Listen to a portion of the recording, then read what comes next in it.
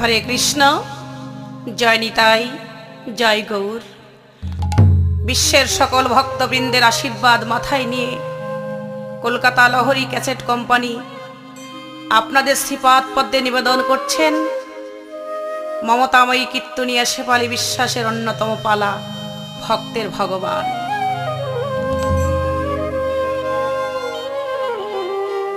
হরের নাম, হরের নাম,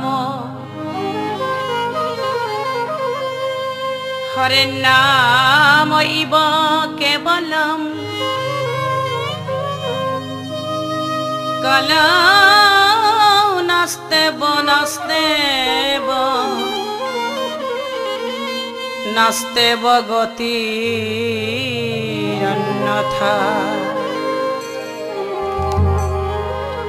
পাপাচ্ছন্ন কলির কলুষিত জীবের হরিনাম ছাড়া কোনো গতি নাই, গতি নাই, গতি নাই। তয়াপনিয়া চরি ধর্ম এই জীবের শিখায়। আপনিয়া চরি ধর্ম জীবের শিখায়। সংসার ধর্ম ছেড়ে প্রভু সন্ন্যাসেতে যায়। আর সংসার কর্ম ছেড়ে প্রভু সন্ন্যাসেতে যায়। প্রভু কখন হাসে কখন কাঁদে, প্রভু কখন হাসে কখন কাঁদে। ওই ধুলায় গড়া গড়ি দিয়ে কখন হাসে আর কখন কাঁদে। ওই ধুলায় গড়া গড়ি দিয়ে কখন হাসে আর কখন কাঁদে। মহাপ্রভু শ্রী গৌর হরি আমার পিতা মাতা, ঘরের বধূ বিষ্ণুপ্রিয়া, প্রিয় ভক্তবৃন্দ, প্রিয় নবদ্বীপবাসী, সবাইকে ছেড়ে হরিনাম সম্বল করে সন্ন্যাস ধর্ম গ্রহণ করে উড়িষ্যার পথে চললেন। একমাত্র সঙ্গে চললেন প্রিয় ভক্ত গোবিন্দ ঘোষ। কিন্তু পথে চললেন একমাত্র কৃষ্ণ নাম সম্বল করে, কারণ নিজেই কৃষ্ণ, আবার নিজেই চলছেন কৃষ্ণের সন্ধানে। আপনি আচরিয়ে ধর্ম জীবের শিখায় হরি নামের মর্ম। সন্ন্যাস মানেই তো ত্যাগ। প্রত্যেকটা মানবের এমনি করে সবকিছু ত্যাগ করে আমার কৃষ্ণের জন্য কৃষ্ণ ভজনে এমনি করে এগিয়ে যেতে হয়। তাই মহাপ্রভু যখন উড়িষ্যার পথে চলছেন, পথে যেতে যেতে এক বৈষ্ণব ভক্তের বাড়িতে নিমন্ত্রণ গ্রহণ করলেন। প্রভু আমার ভক্ত বাড়িতে উপস্থিত হয়ে হরিনাম কীর্তনে মেতে রইলেন। কিন্তু প্রিয় ভক্ত গোবিন্দ নিজের হাতে প্রভুর সেবার জন্য রন্ধন কার্য সমাপ্ত করলেন। হরিনাম কীর্তন শেষ করে প্রভুর যখন সেবার কার্য সমাপ্ত হল, কিন্তু মুখশুদ্ধি তো করতে হবে। এই ভক্তের বাড়িতে কোনো হরিতকি না থাকায় মহাপ্রভু গোবিন্দকে ডেকে বললেন, গোবিন্দ, গোবিন্দ, আজ এই ভক্তের বাড়ি কোনো হরিতকি নেই, কিন্তু আমার তো মুখশুদ্ধি করতে হবে, একটা হরিতকি দাও ভক্ত।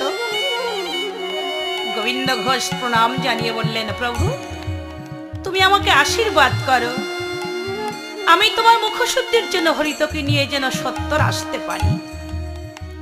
গোবিন্দ ঘোষ প্রভুর চরণে প্রণাম জানিয়ে নিকটস্থ এক জঙ্গলে প্রবেশ করে দেখলেন একটা গাছে পরিপূর্ণ হরিতকি রয়েছে। হা গৌর বলে ওই গাছে চড়ে একটা নয় অনেকগুলি হরিতকি পেড়ে আনলেন।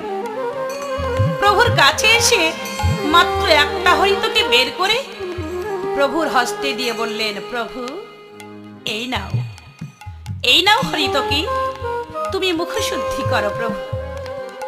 প্রভু আমার মুখশুদ্ধি করলেন।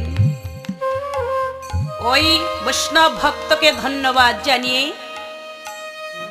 আশীর্বাদ দিয়ে প্রভু আবার চললেন উড়িষ্যার পথে কৃষ্ণ বলতে বলতে।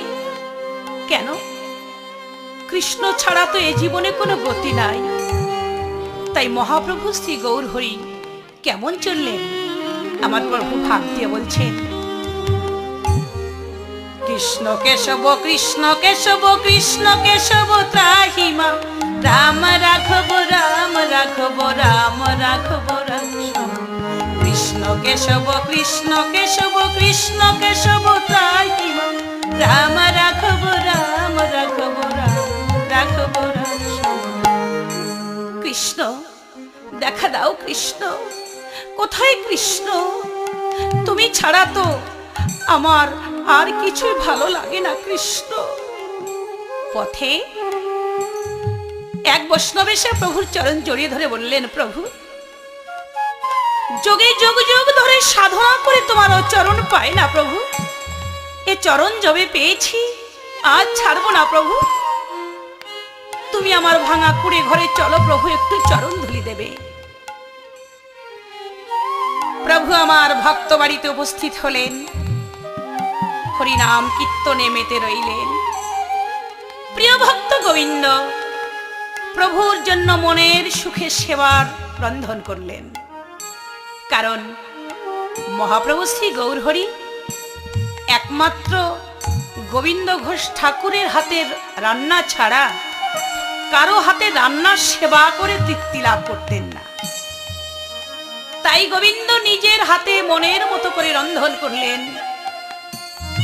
হরিনাম কীর্তন শেষে সেবার আয়োজন করে দিয়ে বললেন, প্রভু সেবার আয়োজন হয়ে গেছে, সেবার কার্য সমাপ্ত হলো। ডেকে বলছে, গোবিন্দ সেবা তো হলো, কিন্তু আমার মুখশুদ্ধির জন্য আজ আর একটা হরিতকি দেবে?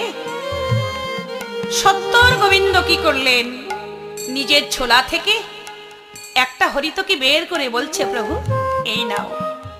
গোবিন্দ গত সেদিন তোমার কাছে হরিতকি চেয়েছিলাম, দিতে তোমার খুব বিলম্ব হয়েছিল, কিন্তু আজ এত তাড়াতাড়ি হরিতকি তুমি কোথায় পেলে প্রভু? কেন? সেদিন তোমার সেবায় বিঘ্ন ঘটেছিল বলে আমি কিছু হরিতকি সঞ্চয় করে রেখেছি প্রভু। এ কি গোবিন্দ, তুমি সঞ্চয় করেছো গোবিন্দ? আমরা না সন্ন্যাসী? সন্ন্যাসী হয়ে তোমার মন থেকে সঞ্চয়ের বাসনা দূর হয়নি গোবিন্দ। তুমি কি জানো সন্ন্যাস কথার অর্থ কি? কি প্রভু? সন্ন্যাস মানেই তো ত্যাগ। সব কিছু ত্যাগ করে আমরা এসেছি একমাত্র হরিনাম সম্বল করে কৃষ্ণকে পাবো বলে। কিন্তু গোবিন্দ তোমার মন থেকে সঞ্চয়ের বাসনা, কামনার বাসনা দূর হয়নি। চলে যাও, চলে যাও তুমি গোবিন্দ, চলে যাও। তোমার ওই মুখ আমি আর দর্শন করতে চাই না গোবিন্দ। প্রভু এ তুমি কি বলছো প্রভু? আমাকে তুমি চলে যেতে বলছো কেন প্রভু? আমি তো কোনোদিন জানি না সঞ্চয় করা অপরাধ, আর সেও তো করেছি তোমার জন্য। মহাপ্রভু বলছে, গোবিন্দ আমার জন্য হোক আর যার জন্য হোক, আমি জীবকে তো কোনোদিন সঞ্চয় করতে শিখাইনি। যতটুকু তোমার প্রয়োজন ততটুকুই তুমি রাখবে, কিন্তু সঞ্চয় করা যে বড় অপরাধ, বড় অন্যায়। তারপরে আমরা সন্ন্যাসী, সন্ন্যাস ধর্ম গ্রহণ করেছি। চলে যাও, চলে যাও তুমি, তোমার ওই মুখ আমি আর দর্শন করতে চাই না গোবিন্দ, তুমি চলে যাও। প্রভু আমাকে ক্ষমা করে দাও প্রভু, আমি ভুল করে যে অন্যায় করেছি, যে অপরাধ করেছি, জীবনে আর এমন ভুল কোনোদিন আমার হবে না প্রভু। আমি যে তোমার চরণের কাঙাল, আমি যে তোমার চরণ সেবার কাঙাল প্রভু, জগতে আর কিছু আমি চাই না। তুমি আমার সব কিছু কেড়ে নাও প্রভু, কিন্তু আমার চরণ সেবা থেকে তুমি আমাকে বঞ্চিত করো না। ক্ষমা করো ওগো দয়াল,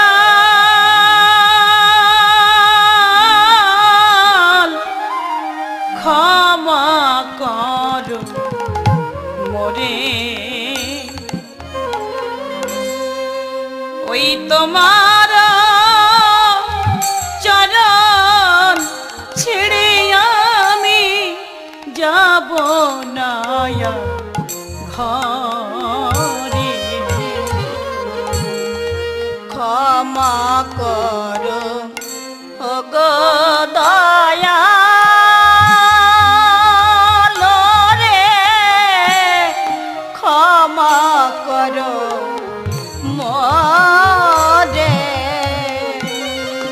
আর তোমার শ্রী চরণ ছেড়ে যাব না ঘরে রে।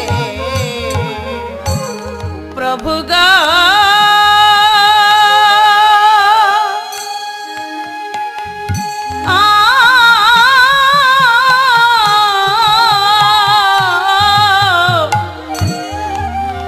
প্রভু গো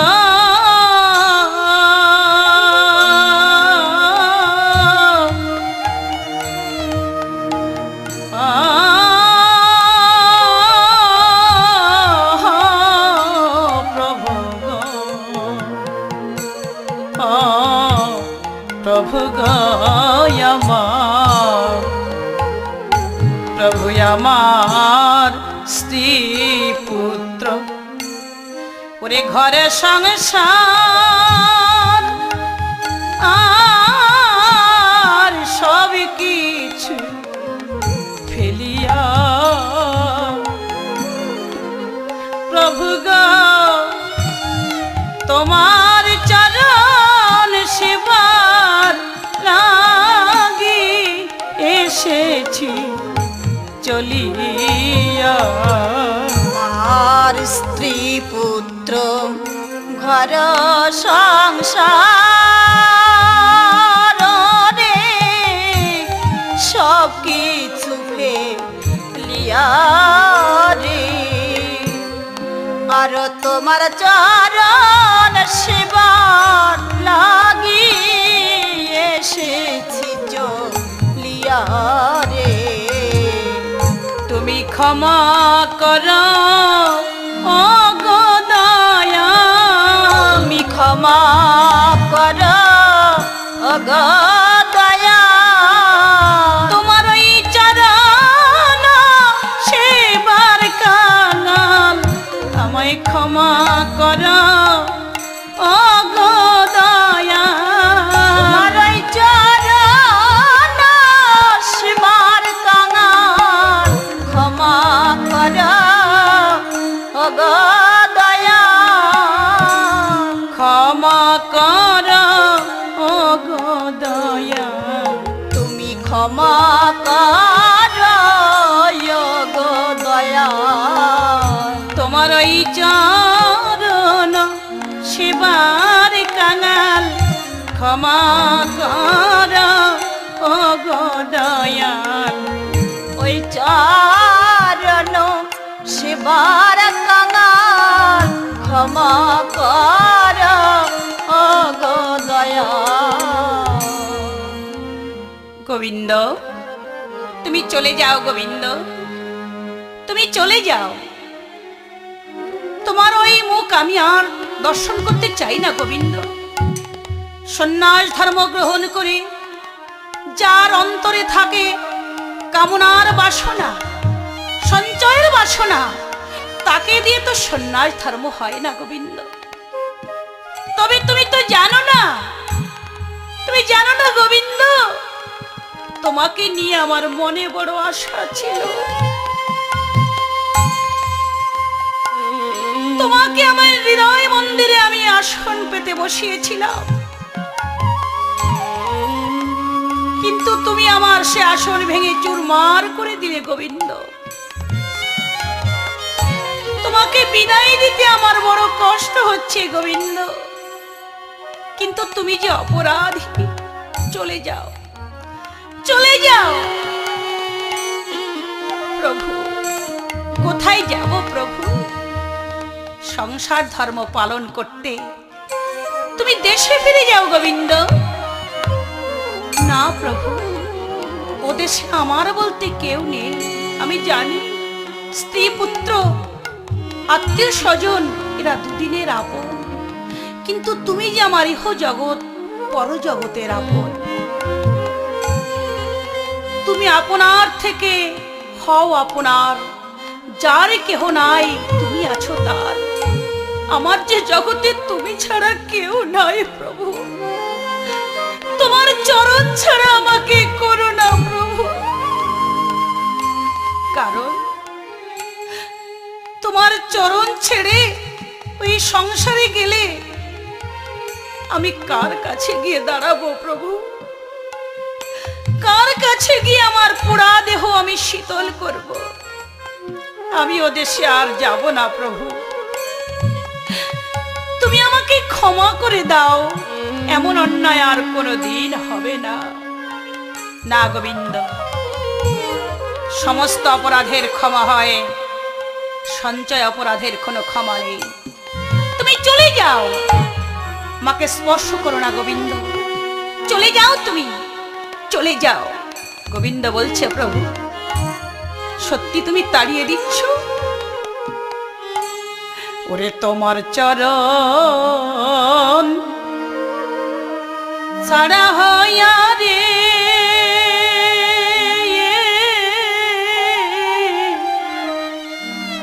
দয়াল আমি কার ছায়ায় দাঁড়াবো? ওরে আমার বেদনা মাখা হিয়াখানি আমি কি দিয়া জুড়াবো? ওরে তোমার চরণ ছাড়া হইয়া দয়া কার ছায়ায় দাঁড়াবো? এমন বেদনা মাখা হিয়াখানি আমি কি দিয়া জুড়াবো রে? ওরে তোমার চরণ ছাড়া হইয়া দয়া আমি কার ছায়ায় দাঁড়াবো? দয়াল তোমার ইচ্ছা নিয়ে বান্ধ এই জগতে আসি, আমার আপন ইচ্ছা নিয়ে দয়াল আমি পরকে ভালো বাসি। দয়াল রে গলায় পড়লে মায়ার ফাঁসি। আর তোমার ইচ্ছা ওরে নিয়ে দয়াল আমি এই জগতে আসি, ওরে আপন ইচ্ছা নিয়া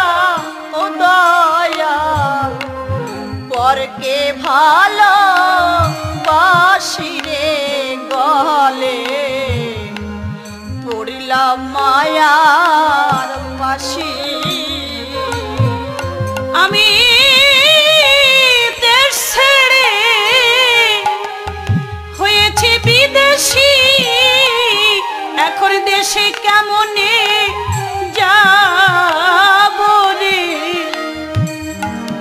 তোমার চরণ ছাড়া হইয়া দয়াল কার ছায়ায় দাঁড়াবো। ওরে এখন দেশের হয়েছি বিদেশি, সেই দেশে কেমনে যাব রে, ওরে তোমার চরণ ছাড়া হইয়া দয়াল কার ছায়ায় দাঁড়াবো। না প্রভু, আমি যাব না প্রভু। আমি কোথায় গিয়ে কার কাছে দাঁড়াবো প্রভু? তুমি দেশে যাও, স্বধর্ম পালন করো। গোবিন্দ বলছে, প্রভু তুমি আমাকে তাড়িয়েই দিচ্ছ। সব কিছু ত্যাগ করে এসেছি, মনে বড় সাধ ছিল তোমার চরণ সেবা করব। তোমার চরণ সেবা করতে করতে জীবন আমি শেষ করব তোমার চরণ ধুলার তলে। সে আশা আমার হলো না পূর্ণ, চলে যাচ্ছে প্রভু। তবে শোনো, বিদায় বেলা তোমার চরণে আমার শেষের প্রণাম দিয়ে যাচ্ছি, আর বলে যাচ্ছে, প্রভু আমি যদি কোনোদিন তোমাকে ভালোবেসে থাকি, কোনদিন তোমার চরণে দুফোঁটা নয়নের জল দিয়ে থাকি, কোনদিন যদি তোমাকে আমি ভক্তি জড়িতে বেঁধে থাকি, আমার জন্য তোমারও কাঁদতে হবে প্রভু, আমার জন্য তোমারও কাঁদতে হবে। আমি চলে যাচ্ছি প্রভু, জানি না এ জীবনে আর কোনোদিন দেখা হয় কি না হয়। যদি কোনোদিন হতভাগার কথা মনে পড়ে, তুমি আমাকে স্মরণ করো প্রভু। এ দেহে যদি প্রাণ থাকে, আবারও চলে আসবো তোমার চরণ সেবা করতে। গোবিন্দ, চলে যাচ্ছ, দাঁড়াও ভক্ত। তোমার চোখের জল আমাকে পাগল করে দিয়েছে। বিদায় বেলা তোমাকে আমি কথা দিলাম, ঘরে বসে তুমি আমার নাম করো, আমার নাম তুমি ভুলে যেও না গোবিন্দ। ঘরে বসে তুমি আমাকে ডাকলে আমাকে পাবে, যেখানে বসে তুমি আমাকে ডাকবে আমাকে পাবে তুমি গোবিন্দ। আমি তোমার ডাকেই সাড়া দেব, তুমি নাম ভুলে যেও না গোবিন্দ। বিদায় গোবিন্দ বিদায়। মহাপ্রভু চলে গেল উড়িষ্যার জঙ্গলে, আর গোবিন্দ ঘোষ ফিরে আসলো নিজের পিত্রালয়ে অগ্রদ্বীপে। মনে মনে ভাবল, না, পিতার বাস্তবিতায় না গিয়ে আমি গঙ্গার তীরে তাল পাতা দিয়ে কুড়ে ঘর তৈরি করব। সেই কুড়ে ঘরে বসে আমার গৌর হরির ভজন করব।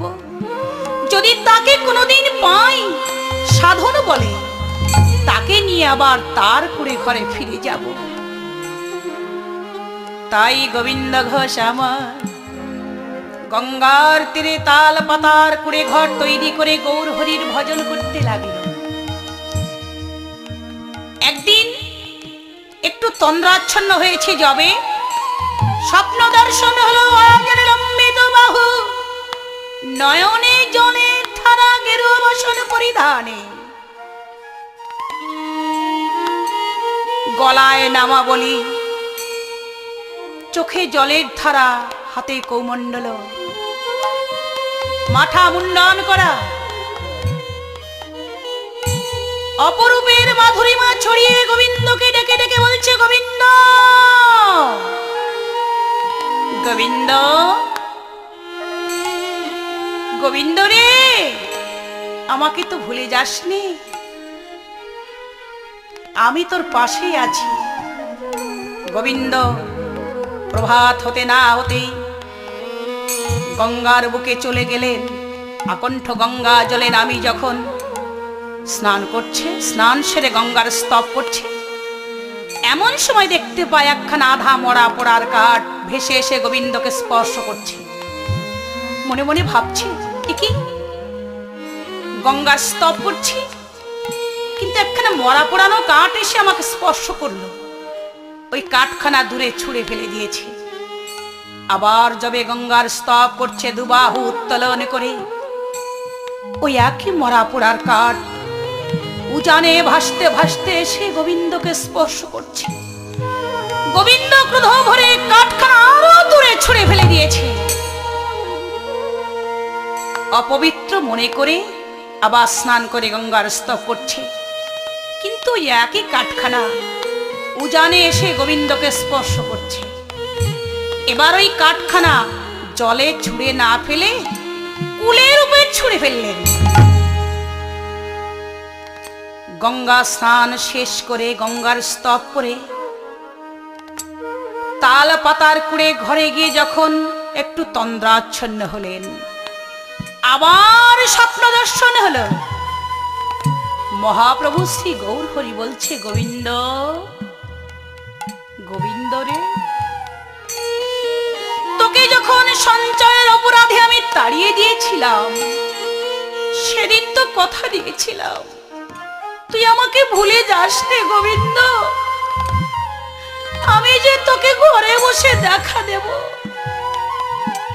কই সদা সর্বক্ষণ তোর জন্য প্রাণ কাঁদে।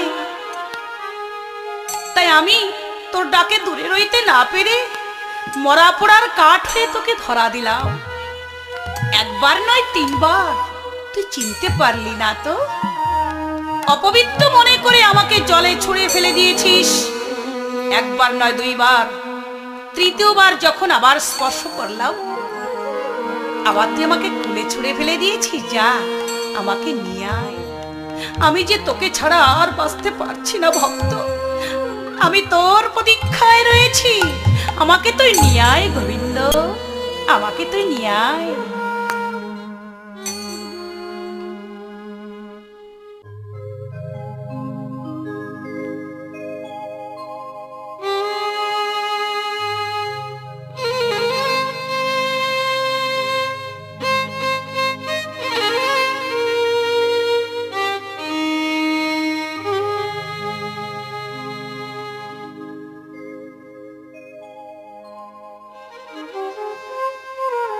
গোবিন্দ ঘোষ ঠাকুর আমার সুস্বপ্ন দর্শন করলেন।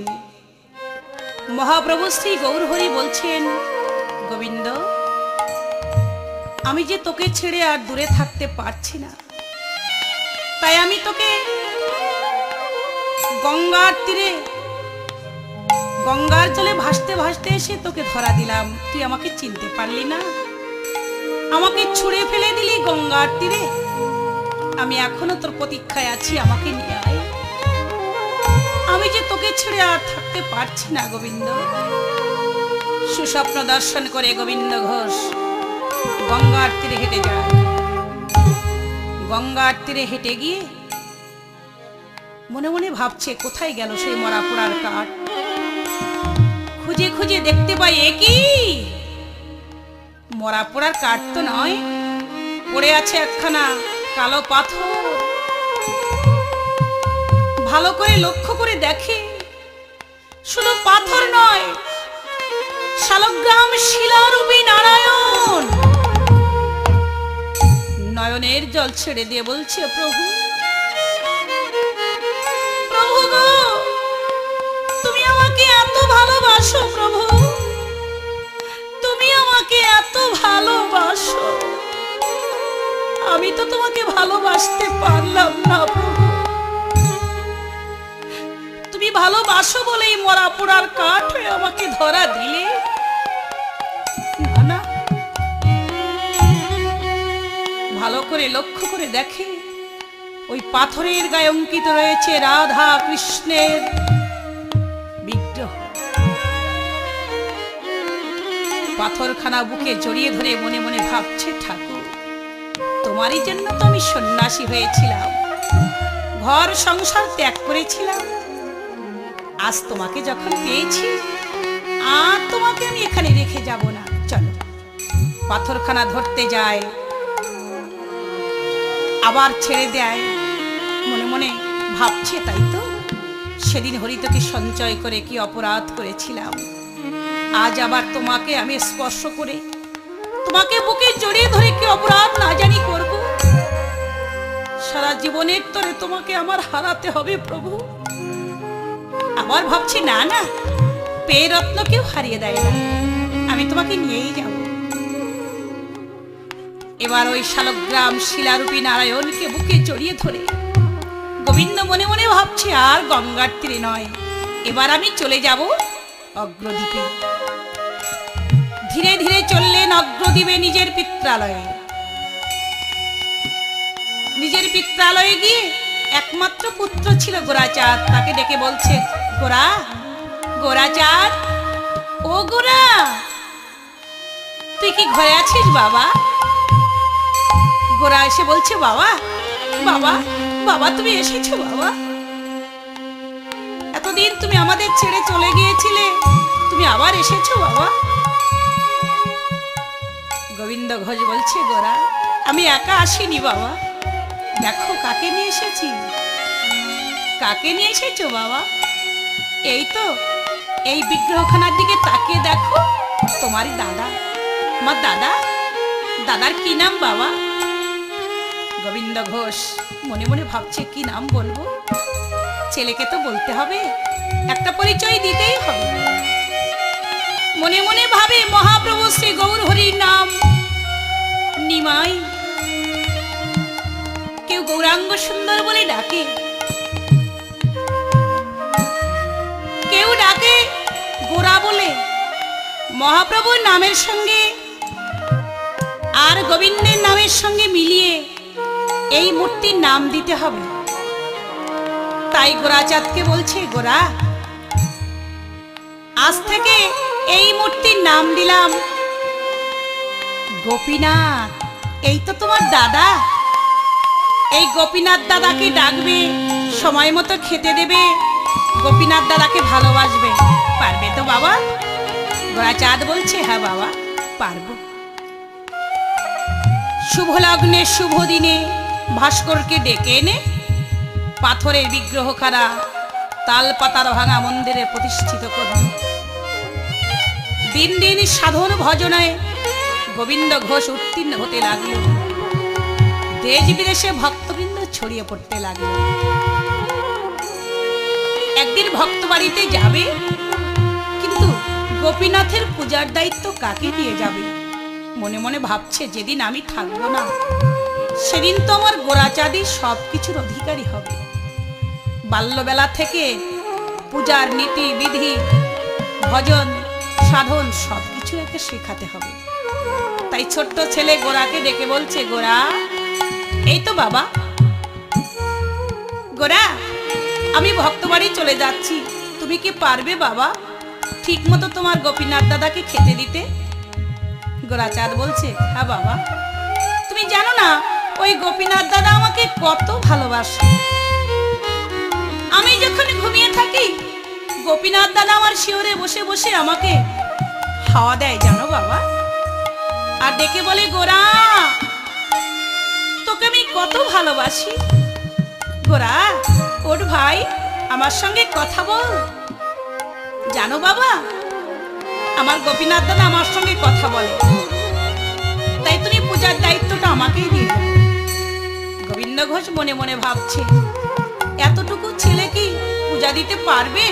মৃদু হেসে হেসে বলছে, বেশ তো বাবা, আমি শিষ্য বাড়িতে গেলাম, দেখিস আমার গোপীনাথ যেন কষ্ট না পায়।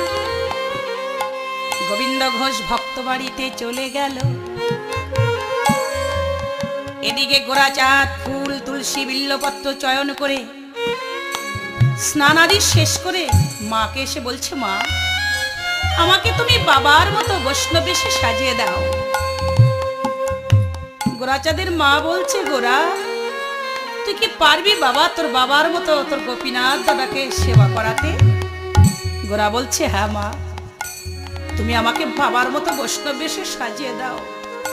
তাই গোরাচাঁদকে পরাইল গেরুয়া বসন, ওই গোরাচাঁদকে পরাইল গেরুয়া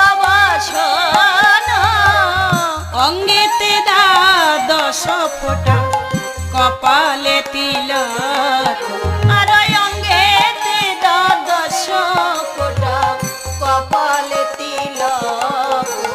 ও তার গৌরী বরণ দেহ খানি কৃষ্ণ নাম লিখিলা। ওই গৌর বরণ দেহ খানি কৃষ্ণ নাম লিখিলা।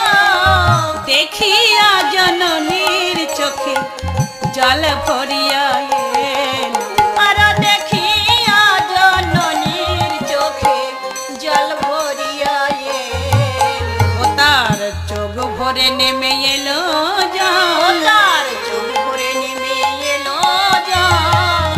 মন হল তার বড় চঞ্চল, চোখ ভরে নেমে এলো জল। মন হলো বড় চঞ্চল, চোখ ভরে এলো জল। একই মা, তোমার চোখে জল কেন মা?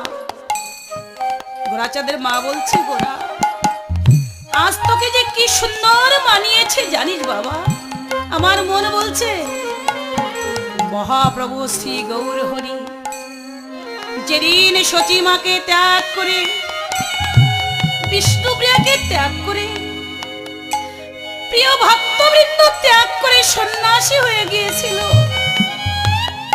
সেদিন যেমন তাকে মানিয়েছিল আজ তোকে তেমন মানিয়েছে বাবা। আমার মন বলছে তুই আমাকে ছেড়ে চলে যাবি। ওরা বলছে মা, না না, এ তুমি কি বলছো মা? আমি যে আমার দাদার সেবা দিতে যাচ্ছি, তুমি দাও, নৈবেদ্য তুলে দাও, আশীর্বাদ করো আমার গোপীনাথ দাদা যেন আমার হাতে সেবা করে। হ্যাঁ বাবা, প্রাণ খুলে আশীর্বাদ করলাম, মা হয়ে আশীর্বাদ করলাম, তোর গোপীনাথ দাদা তোর হাতে সেবা করবে, তোর দাদা তোর ডাকে সাড়া দেবে, যা বাবা। তাই গোরাচাঁদ আমার নৈবেদ্যের থালা হাতে নিয়ে মন্দিরের দরজা খুলে নয়ন জলে ভেসে ভেসে ডাকছে, গোপীনাথ দাদা, গোপীনাথ দাদা, দেখো তো দাদা আমাকে বৈষ্ণব এসে কেমন মানিয়েছে। ও দাদা, কেন তুমি কথা বলছো না? আমি না তোমার ভাই, তুমি না আমার দাদা? কথা বলো, সাড়া দাও। এই দেখো কত নৈবেদ্য সাজিয়েছি তোমার জন্য, ভালো ভালো খাবার নিয়ে এসেছি। মুক্তলা ঠাকুর, ও গোপীনাথ তুমি কেন হেন আনমনা। ও রে ও গো গোপীনাথ তুমি কেন হেন অনমনা। পূজা দিতে দেরি হয়েছে বলিয়া, আর পূজা দিতে দেরি হয়েছে বলিয়া। রেগে আছো সলোয়ানা। ও রে ও গো গোপীনাথ তুমি কেন হেন আনমনা। ও রে ও গো গোপীনাথ তুমি কেন হেন অনমনা। গোপীনাথ দাদা, কথা বলো, নাও সেবা করো। কেন তুমি সাড়া দিচ্ছ না? ও বাবার মতো তন্ত্র মন্ত্র আমি জানি না তো, তাই তুমি সাড়া দিচ্ছ না। কাদার মতো কাঁদতে জানি না, ডাকার মতো ডাকতে শিখিনি। আমি তো তোমার ছোট্ট ভাই। নাও খেয়ে নাও দাদা। কেন তুমি আনমনা হয়ে আছো? দেখো দাদা, কত ভালো ভালো পাকা পাকা ফল নিয়ে এসেছি, খাও, নাও। এই পাকা ফল দিব তোমায় খেতে, কেন আছো দাদা তুমি অধবাদনেতে। আর এই পাক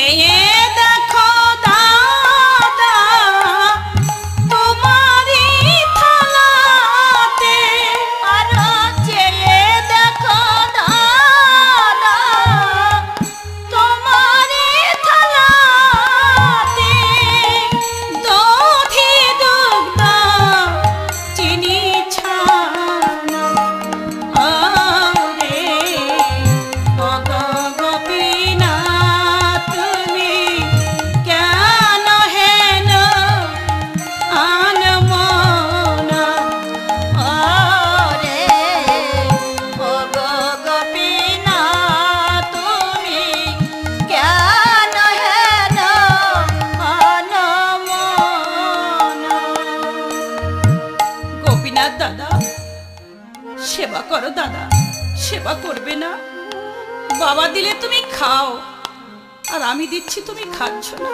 ও আমি ছেলে মানুষ, তাই তাই তুমি রাগ করেছো বেলা হয়ে গেছে বলে, তাই না? আমি না হয় ক্ষমা চাইলাম, এত বেলা কোনো দিন আর হবে না। তুমি যদি না খাও দাদা, বাবা এসে আমাকে বকবে, আমার যে মরে যেতে হবে দাদা। খাও। এ কি তুমি এত নিষ্ঠুর, তুমি এত পাষাণ? ও এই জন্যই তো সবাই বলে তুমি পাষাণ দেবতা। ভক্তের চোখে জল দেখে তোমার চোখে জল আসে না, বুঝতে পেরেছি। তুমি খাবে না তো বেশ, আমি একটা মন্ত্র জানি, এই মন্ত্রটি উচ্চারণ করলে তুমি খাবে। এই মন্ত্রের নাম কি জানো দাদা? মন্ত্রের নাম লাঠি মন্ত্র। এবার তোমাকে লাঠি মন্ত্র দিয়ে পেট পুরে খাওয়াবো, দেখি তুমি খাও কিনা, তুমি কত কঠিন হয়ে থাকতে পারো। এখনো বলছি খাও ঠাকুর, খাও। খাবে না? খাবে না তো বেশ। এবার গোরা কি করছে? অনুরাগের ভক্তি দেখাচ্ছে। দরজারি আর কাঠখানি হাতে তুলি, ওই দরজার আর কাঠখানি হাতেতে তুলিল, গোপীনাথের মাথায় মাঠে উদ্যত হইল, আর গোপীনাথের মাথায় মারতে উদ্যত হইল। দাদা দাদা এখনো বলছি খাও, তোমার কষ্ট হলে আমার কষ্ট হয় দাদা। ঠিকই তুমি নিষ্ঠুর দেবতা, খাবে না? যদি তুমি না খাবে, এইবার আমি তোমাকে শেষবারের মতো অনুরোধ করছি, তুমি যদি আমার হাতে না খাবে, এই দরজার আর কাঠ দিয়ে আমি তোমার মাথা ভেঙে দেব।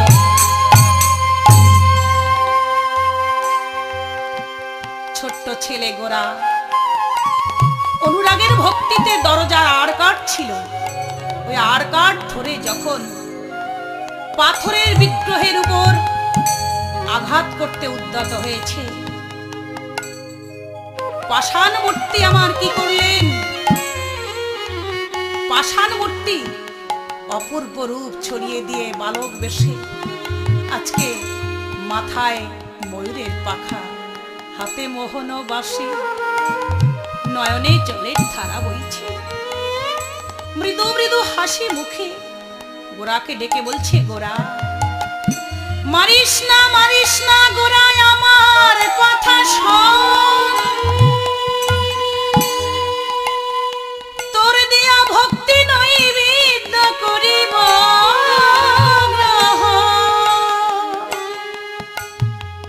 গোরা। মারিস না ভাই, মারলে যে আমাকে আমি বড় কষ্ট পাবো, তোর নৈবেদ্য আমাকে দে ভাই। গোরাচাঁদ চোখের জল ছেড়ে দিয়ে ডেকে ডেকে বলছে, দাদা তুমি এসেছো, এইভাবে তোমাকে আমি মারতে না গেলে তুমি তো আসতে না, তুমি যে বড় কঠিন, বড় পাষাণ। দাদা এসেছো, তবে নাও সেবা করো। গোপীনাথ বলছে, গোরা আমি যে সেবা নেব, একটা কথা, আমি তোর হাতে সেবা করলাম এ কথা কাউকে কোনো দিনও বলবি না তো? কেন দাদা? না না, আমি তো সবার হাতে সেবা করি না, তোর মতো জগতে যারা ডাকতে পারে, যারা কাঁদতে পারে, আমি তাদের হাতে সেবা নেই। আমি যে তোর মতো ভক্তের চোখের জল সইতে পারি না ভাই। তবে কোনোদিন তুই কারো কাছে বলিস না। গোরা বলছে, দাদা, মা যদি জিজ্ঞাসা করে মায়ের কাছে কি বলবো? আমার গোপীনাথ বলছে, এমনকি মায়ের কাছে বলতে পারবি না। দাদা, মায়ের কাছে বললে কি হবে? তোর যে সুন্দর পৃথিবী ছেড়ে চলে যেতে হবে। বেশ দাদা, মায়ের কাছে কোনো সন্তান মিথ্যা বলে না, কিন্তু আমি তোমার জন্য কোনো দিন আমার মায়ের কাছে বলবো না দাদা। এই জগতে মা বাবা ভাই বোন আত্মীয় স্বজন ইহ জগতের আপন। তুমি যে আমার সেই পরজগতের আপন, ইহ জগতের আপন। তোমার ছাড়া পৃথিবীতে কিছুই হয় না, কিছুই করা যায় না। নাও দাদা, তুমি সেবা করো। দে ভাই, মনের মতো সেবা দে। গোরাচাঁদের হাতের সমস্ত নৈবেদ্য সেবা করলো, একটু থালায় নেই। ওদিকে গোরাচাঁদের মা ভাবছে, এত দেরি কেন? আমার মনে হয় ছোট্ট ছেলে গোপীনাথকে সেবা দিতে গিয়ে সমস্ত নৈবেদ্য ক্ষুধার যন্ত্রণা সইতে না পেরে একা একা সেবা করে নিচ্ছে। তাই বাইরে বসে ডাকছে, গোরা, এ গোরা, দুয়ার খোল, মন্দিরের দুয়ার খুলে আয়। কি করছিস? সব নৈবেদ্য কি একা একা সেবা নিলি, না আমার গোপীনাথকেও দিলি? দুয়ার খুলছে না। গোরা, কথা বলছিস না কেন? দুয়ার কেন খুলছিস না? এদিকে আমার গোপীনাথ গোরাচাঁদকে বলছে, ভাই, ওই যে মা ডাকছে, তুই যা, আমি পালাই। তুই যা, আমি পালাই ভাই। গোরাচাঁদ বলছে, দাদা, আপনি ধরা না দিলে তোমাকে ধরা যায় না, প্রেম ডোরিতে না বাঁধলে বাঁধা যায় না।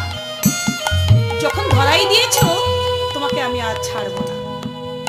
আমার গোপীনাথ বলছে, না রে না, আমাকে ছেড়ে দে। গোরা বলছে, দাদা, তাহলে তোমার সঙ্গে আমি যাব। কোথায় যাবে? আমার তো বাড়ি ঘর নেই। বলছে, দাদা, তুমি যেখানেই থাকো আমি সেখানেই থাকবো। গোপীনাথ বলছে, না রে না,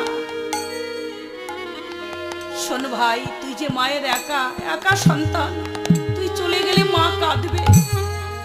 তবে যা, যখন তুই যেখানে বসে যেভাবে ডাকবি, আমি তোকে সেখানে বসে সেইভাবেই দেখা দেব। দেবি তো দাদা? হ্যাঁ দেব, হ্যাঁ দেব, হ্যাঁ দেব। যা। বাইরে বসে মা ডাকছে, গোরা, দুয়ার খোল। কি করছিস মন্দিরে বসে এতক্ষণ? দুয়ার খুলে গোরাচাঁদ চোখের জলে ভাসতে ভাসতে শূন্য নৈবেদ্যের থালা নিয়ে মায়ের কাছে এসে বলছে, মা, এতক্ষণে দাদাকে ডেকেছি, দেখি কেমন পূজা দিয়েছিস। থালার নৈবেদ্য? মা, দাদা খেয়েছে। দাদা খেয়েছে না তুই খেয়েছিস? মা, দাদা খেয়েছে। এই ছেলে, নিত্য নিত্য তোর বাবা গোপীনাথের পূজা দেয়, থালায় তো প্রসাদ সাজানোই থাকে, আজ একটু নেই কেন? ক্ষুধা লেগেছে তাই পেট পূজা করেছিস বুঝি, তাই না? সত্য কথা বল। না মা, আমি খাইনি। আমি খাইনি, দাদা খেয়েছে। তুই না খেলে নৈবেদ্য গেল কোথায়? দাদা সব খেয়ে নিয়েছে। দাদা খেয়ে নিয়েছে, আবার মিথ্যা কথা? বল বল বল, কোথায় গেল বল?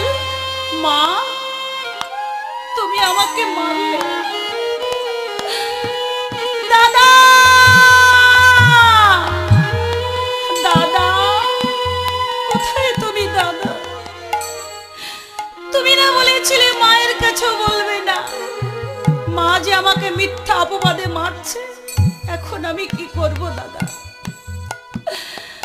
আমার তো মায়ের কাছে না বললে মা আমাকে মেরে ফেলবে দাদা। আর আমি যদি মায়ের কাছে মিথ্যা কথা বলি, পৃথিবীতে কোনো সন্তান তার মায়ের কাছে সত্য কথা বলবে না, সবাই মায়ের কাছে মিথ্যা কথা বলবে। তুমি আমাকে ক্ষমা করো দাদা, আমাকে তুমি ক্ষমা করো, আমাকে তুমি অভিশাপ দিও না, আমাকে ভুল বুঝো না দাদা। মায়ের মিথ্যা অপমান আর সইতে পাচ্ছিস না, মায়ের কাছে আমাকে বলতেই হবে। মা, প্রাণ খুলে দাদাকে যখন আমি মন্দিরে বসে ডাকছি, সেবা করে না বলে দাদা দরজার আর কাঠ ধরে যখন প্রহার করতে উদ্যত হলাম, দাদা বালক বেশে আমার কাছ থেকে সেবা করেছে আর বলেছে, গোরা পৃথিবীতে কারো কাছে বলবি না তোর হাতে সেবা করলাম, এমনকি মায়ের কাছে বলবি না। তাই মা, তোমার কাছে বলতে চাইনি, তুমি আমাকে প্রহার করছো মা, আমার বড় কষ্ট হচ্ছে। তোমার চরণ ছুঁয়ে আজ আমি সত্যি বলছি মা, দাদার প্রসাদ দাদা খেয়েছে, আমাকে বলতে নিষেধ করেছি, তুমি আমাকে মেরো না মা। কি আমার আর কিছু ভালো লাগছে না মা, পৃথিবীটা অন্ধকারে ঘিরে আসছে, আমার নিঃশ্বাস বন্ধ হয়ে যাচ্ছে মা। মা, ওই তো আমার দাদা আমাকে ডাকছে, আমি চলে যাই, আমি চলে যাই। গোরা, তুই চলে গেলি বাবা। গোপীনাথ, তুমি আমার গোরাকে কেড়ে নিলে, তুমি ছাড়া জগতে কিছু জানি না। গোপীনাথ গোপীনাথ বলে গোবিন্দ ঘোষের স্ত্রী মরে গেল। গোবিন্দ ঘোষ শিষ্য মহল থেকে ফিরে এসে শুনতে পায় পুত্র মরে গেছে। গোপীনাথের পুজো দিতে গিয়ে স্ত্রী মরে গেছে। গোপীনাথ গোপীনাথ বলে গোবিন্দ ঘোষ গোপীনাথের সাধন ভজন করতে লাগলো। স্ত্রী মরে গেছে, পুত্র মরে গেছে, তাতে কি হবে? গোপীনাথ, তুমি তো আমার আছো। তাই গোপীনাথ গোপীনাথ বলতে বলতে একদিন গোবিন্দ ঘোষ প্রাণ হারালো। কেন? গোবিন্দ ঘোষের তো গোপীনাথ ছাড়া ইহ জগতের সবই পর।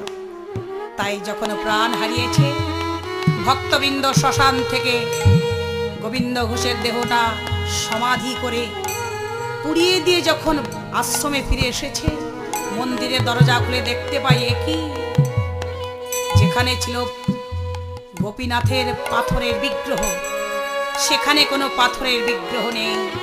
সেখানে কালো একটি বালক দাঁড়িয়ে রয়েছে, গলায় ঝুলছে গুরুদশার ধরা, হাতে তার কুঞ্চির লাঠি, ছিন্ন বস্ত্র পরিধানে, মাথার চুল এলোমেলো।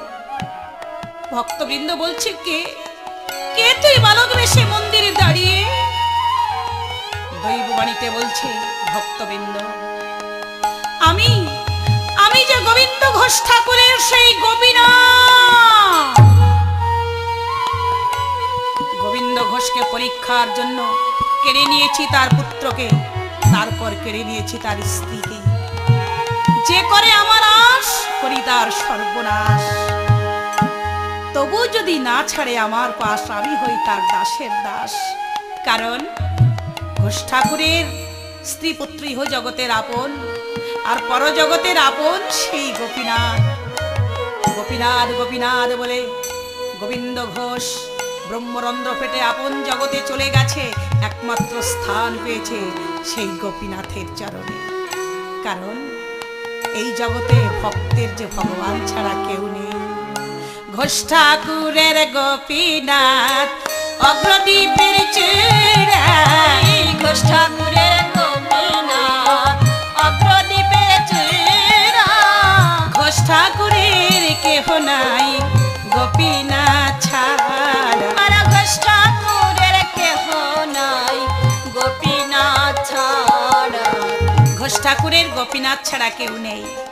তাই গোপীনাথের কাছে ঘোষ ঠাকুরের পরমাত্মা চলে গেছে। আজকে ভগবানের চরণে ভক্ত স্থান পেল, কারণ ভক্ত ভগবানের মিলন হলো।